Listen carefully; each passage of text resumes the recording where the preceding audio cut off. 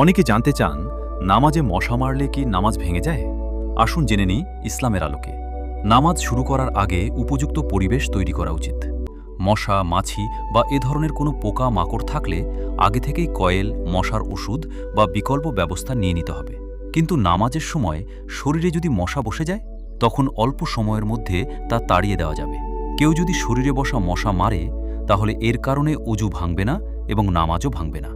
এবার আসি শরীর চুলকানোর ব্যাপারে। শরীর চুলকানো স্বাভাবিক ব্যাপার, তবে নামাজে দাঁড়িয়ে যদি অহেতুক দীর্ঘ সময় চুলকানো হয় অথবা বারবার 3 বারের বেশি চুলকানো হয়, তাহলে তা নামাজ ভঙ্গের কারণ হতে পারে। কিন্তু যদি খুব বেশি অসহনীয় চুলকানি হয়, তখন মাত্র একবার ভালোভাবে চুলকিয়ে নিলে নামাজ ভাঙবে না। কিন্তু বারবার করলে তা আমলে কাছের হিসেবে গণ্য হবে এবং নামাজ ভেঙে যাবে। নামাজে মনোযোগ ধরে রাখতে হলে আগে থেকেই পরিবেশ তৈরি করুন আর ছোটখাটো বিষয় নিয়ে বিভ্রান্ত হবেন না।